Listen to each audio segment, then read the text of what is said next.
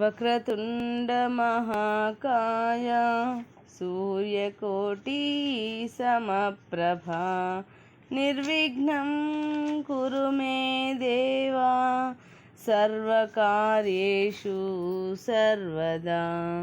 గురుబ్రహ్మా గురుర్విష్ణు గురుర్దేవో మహేశ్వరః గురుః సాక్షాత్ పరబ్రహ్మ తస్మై శ్రీ గురవే నమః.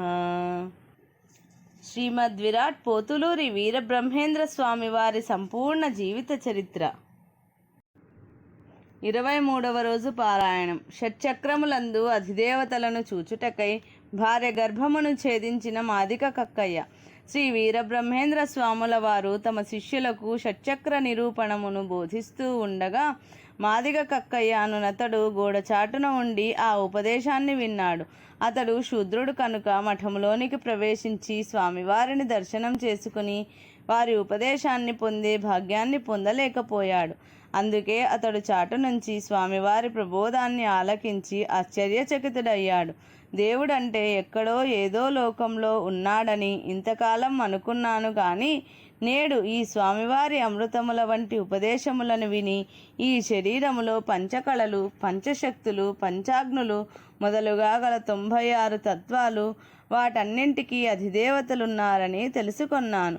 ఇట్టి అద్భుత దేవతామూర్తులను తక్షణం దర్శించి తరించవలనని నా మనసు ఉవ్విళ్ళూరుతోంది. కానీ అందుకు మార్గం ఏమిటి? నేనిప్పుడే నా ఇంటికి వెళ్ళి నా భార్య గర్భమును చీల్చి అందులో పంచమూర్తులాదిగా గల దేవతలను దర్శించి ముక్తి పొందుతాను అనుకున్నాడు మాదిగ కక్కయ్య. అలా అనుకున్నదే తడవుగా కక్కయ్య వేగంగా నడిచి తన ఇంటికి చేరుకున్నాడు. అతడిది మూఢభక్తి. అటువంటి మూఢభక్తుడు భగవంతుడిని, సద్గురువుని సత్య ప్రమాణంగా భావిస్తాడు. కనుకనే శ్రీ స్వామివారు బోధించిన ఉపదేశం మీద, శ్రీ స్వామివారి మీద మూఢభక్తి పుట్టిన కక్కయ్య తన ఇంటికి చేరుకునేసరికి అతడి భార్య నిద్రిస్తూ కనిపించింది. భార్యని అలా చూడగానే అలాంటి మంచి సమయం మించినా దొరకదని భావించిన కక్కయ్య కత్తిని తీసి ముందుగా భార్య కంఠాన్ని కోసి అనంతరం ఆమె గర్భమును చీల్చి అన్వేషించాడు. కానీ ఆ గర్భములో దేవతలు కానీ, కళలు కానీ, శక్తులు కానీ, అగ్నులు కానీ అతడికి కనిపించలేదు. అతడి భార్య మాత్రం ఆ కిరాతక చర్య వల్ల ప్రాణాలు కోల్పోయింది. తన ప్రయత్నం ఆ విధంగా నిష్ఫలమయ్యేసరికి మ్రాన్పడిపోయాడు కక్కయ్య. తన మూర్ఖత్వంతో చేతులా తన భార్యను చంపుకున్నానని గ్రహించగానే అతడికి దుఃఖం ఆగలేదు.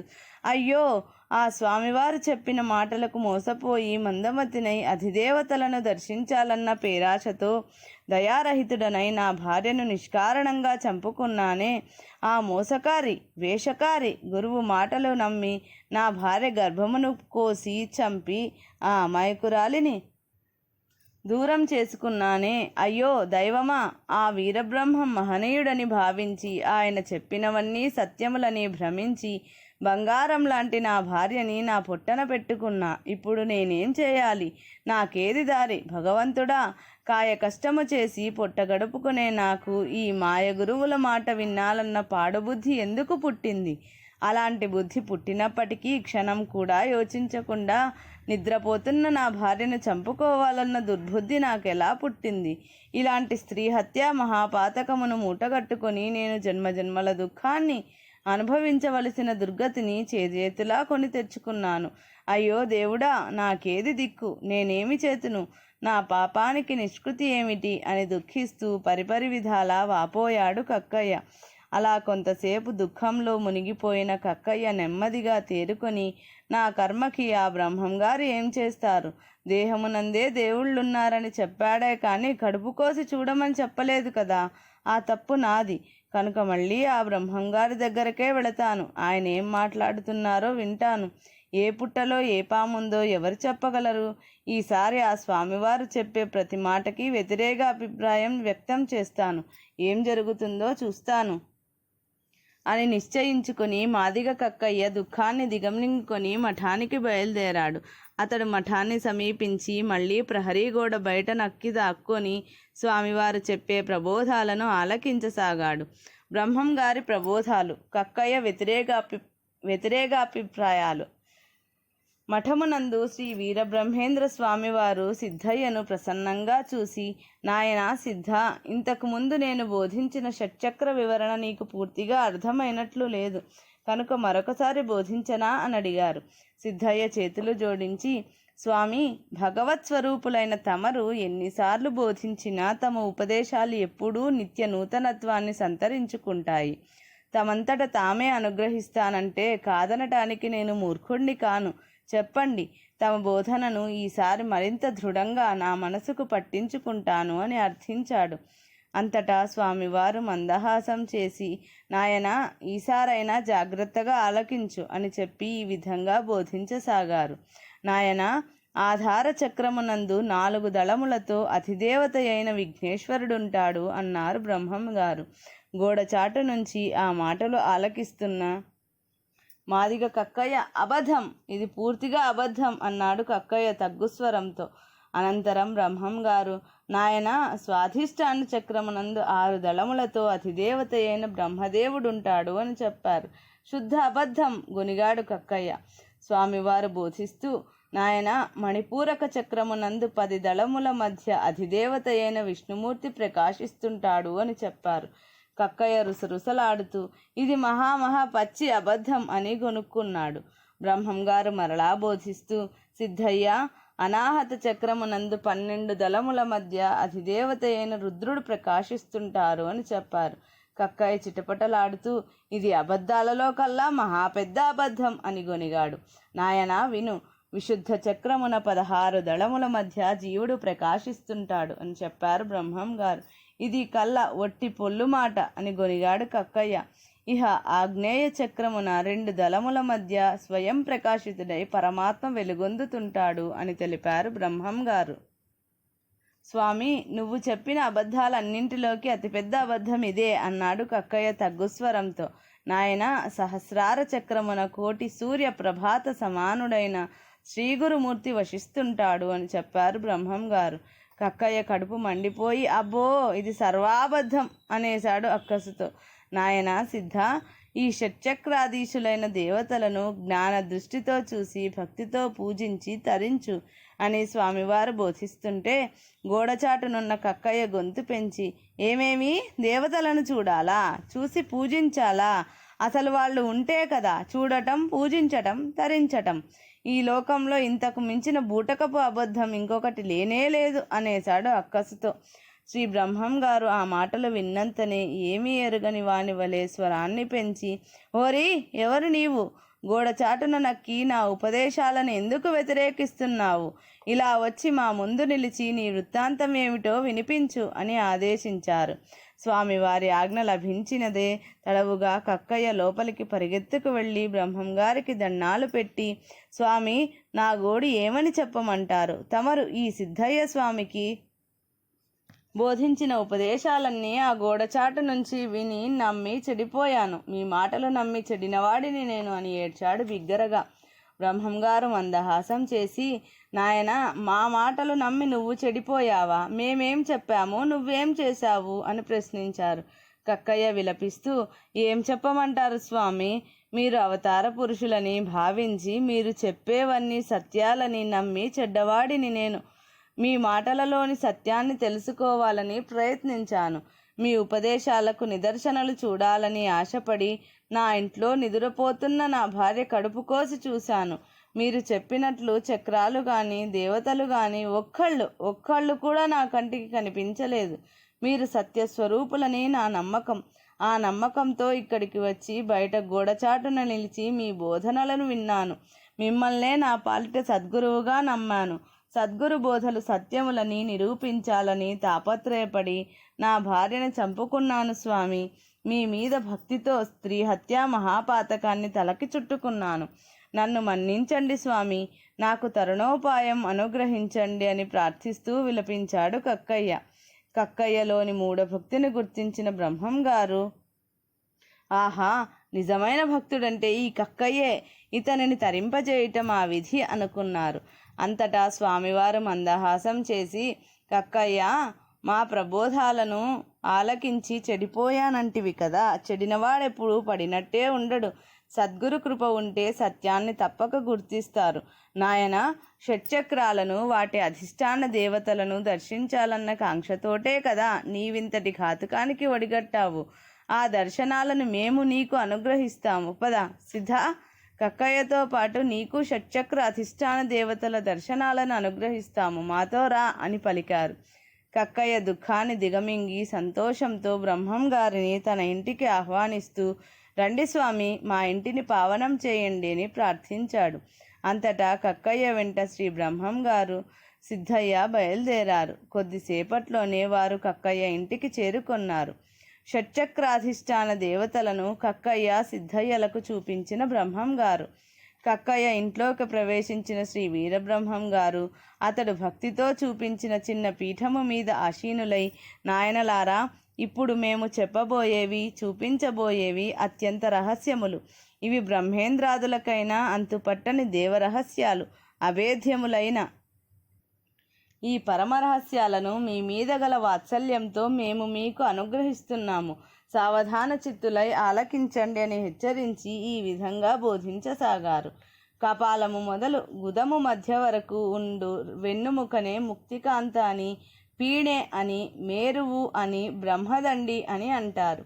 వెన్నెముకను అంటిపెట్టుకొని బంగారు వన్నెతో మూలాధారము ఉంటుంది. జలమునకు స్థానమై శ్వేతవర్ణముతో స్వాధిష్టానము ఉంటుంది. అగ్నికి స్థానమైన పూరకము ఎరుపు వర్ణముతో ప్రకాశిస్తుంది. వాయువునకు స్థానమైన అనాహతము పచ్చని వర్ణముచే ప్రకాశిస్తుంది. ఆకాశమునకు స్థానమైన విశుద్ధము నీలవర్ణముచే ప్రకాశిస్తుంటుంది. అంతఃకరణమునకు స్థానమైన ఆగ్నేయము మాణిక్యకాంతిచే ప్రకాశిస్తుంటుంది. ఈ షట్చక్రములు, వీటి అధిష్టాన దేవతలు ప్రతిదేహమునందు వసిస్తుంటారు. వీరబ్రహ్మం గారు ఆ విధంగా వివరించి, నాయన, షట్చక్రాలను ఇప్పుడు మీకు ఈ కక్కయ్య భార్య దేహములో దర్శింపజేస్తాము. మీరిద్దరూ నిర్మల మనస్కుల ఏకాగ్ర చిత్తంతో ఆ దృశ్యాలను ధరించి తరించండి అని తెలిపి కక్కయ్య భార్య మృతదేహం పడి ఉన్న చోటికి నడిచారు స్వామివారు. కక్కయ్య, సిద్ధయ్య వారిని అనుసరించారు.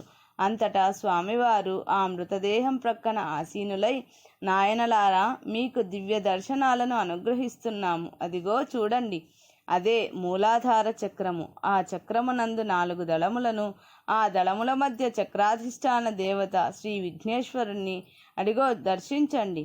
అదిగో అదే ఆ స్వాధిష్టాన చక్రమున 6 దళముల మధ్య ప్రకాశిస్తున్నాడే, అతడే బ్రహ్మదేవుడు.